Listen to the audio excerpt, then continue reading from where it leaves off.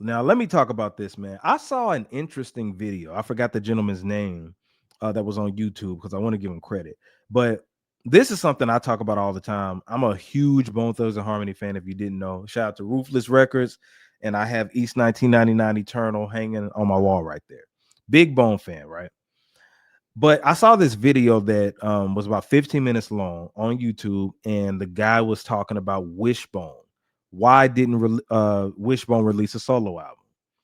Wishbone is the only member of Bone Thugs and Harmony, the legendary Bone Thugs and Harmony, that has never released a solo album. And a lot of fans scratch their heads to this day and wonder why. Why didn't he? Why didn't he? Well, I'm here to tell you this. This may be a hot take. This may sound crazy, but I feel like Wish had the potential to make the best Bone solo album. Follow me, because I know he's often regarded as the weakest link of Bone. I know he's often regarded as not the most lyrical, all this stuff. But the reason I'm saying this is because Wish is his has his own stance within the group. When Wish's parts come on, it's not like you turn the song off. It's not like you skip his verses. You might favor Busy more than Wish. You might feel lazy more, flesh more, crazy. And I'm not saying they're not better rappers, but when you're talking about sound, Wishbone is very slept on when you're talking about sound. Bone wouldn't be Bone without Wishbone. Who had the catchiest verse, or I would say the catchiest lines in The Crossroads? I miss my Uncle Charles. That I miss my Uncle Charles is probably arguably the biggest line from that song. When you think about, now, everybody contributed and stuff, but Wishbone has the soul of Bone Thugs and Harmony. He's the soul. He's from the Midwest, but he sounds like he has that southern type of soul to him. And the way that he goes in on songs, it's not even just about his bars. It's about his style, his delivery, and his chants. You know, when Art of War came out, Wishbone kind of played his role, kind of being like a hype man on the track. I ain't gonna say hype man, but like his verse, he'd be like, "I body," like he would have sing-along stuff. Wishbone was Nelly before Nelly. So imagine if Wishbone put out an album like in the early 2000s, right? That would have been the perfect time for him to put out a solo album. He could have did it in the 90s. I think Wishbone could do it to this day and possibly have a better album. When you listen to some of the solo songs that he did put out, like Get Your Thug On and then Somebody's Gonna Die, those songs went hard as hell. Can you imagine if you had a whole Wishbone album and say that Crazy executive produced it? Okay. Wishbone is probably the most easiest to listen to and digest because you can understand most of what he's saying.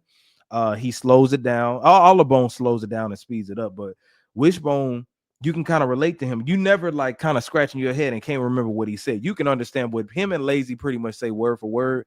Mostly Wish though. You know what I'm saying? When it gets to Crazy and Busy, it starts getting complex.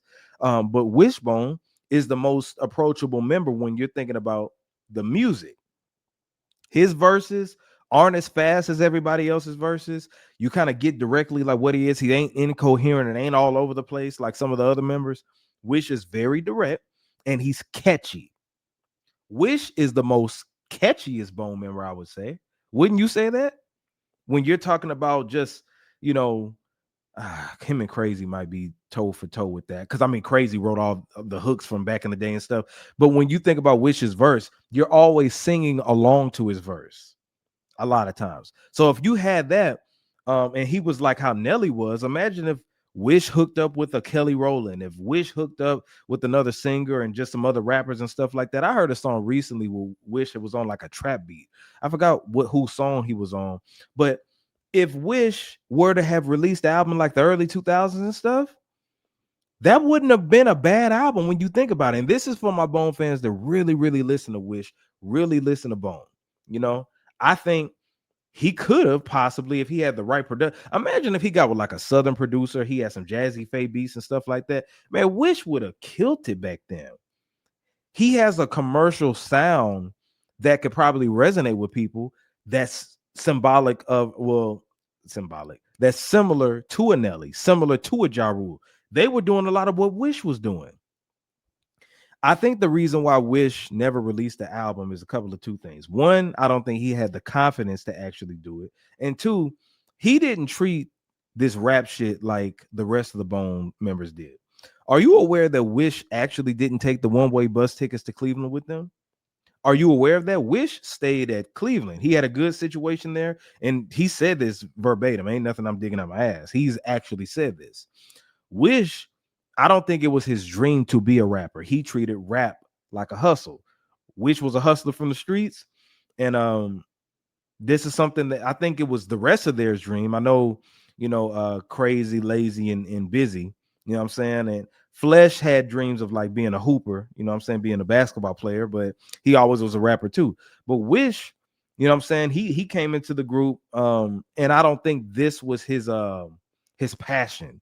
So he treats Bone that work like a 9 to 5 thing. That's why he never really, had the confidence to really do it. He probably just wants to play his position and be like, hey, I'm down with Bone. Whatever we do, he's gonna be there. You rarely ever see Wish not be there with Bone. You know what I'm saying? Like the core members are Crazy, Wish, and Lazy. That's the Strength and Loyalty era. Flesh and Busy always will be in and out, but those three are the core, right? I'm not saying Wish is a better rapper than Crazy, Lazy, or any of the rest of the Bone members. I'm just saying he had the potential to create a good body of work. And I think that you would surprise if you over here commenting like J Red don't know what the hell he's talking about. You would be surprised if he releases something in 20. Well, I know it ain't finna come out this year, but maybe next year on Greenback, maybe he could have something. I know they're dropping the Bone album, but the fans deserve it. So Wish, if you're watching this, please do us a favor, man. It's no excuse nowadays. You got a studio, you can record on your phone. You got a machine behind you, but you can just use the internet. And I bet you, imagine if Wish did this and bundled it, you know what I'm saying, with some vinyl and stuff like that, merch and things like that. Wish doing that would really that would make even people who used to listen to Bone tap in and just check it out just on the whim. Like, oh, Wish released a solo. Let me hear how this sound, because it's never been done before. But if he did, I think that he has potential to make a better body of work than everybody in the group. If it's done right. Okay. If it's done right. But if you don't agree with me, let me know in the comments. Let me know what you think. It was great talking to y'all. Make sure that you subscribe to my YouTube channel. YouTube.com/RedsView is going across your screen right now. Make sure that you also go to Who Gave You a Podcast on YouTube, youtube.com/Who Gave You a Podcast, and make sure that you do that because we have a lot of debates on there.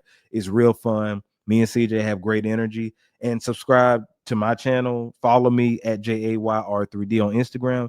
And I'll see y'all on the next episode. Peace.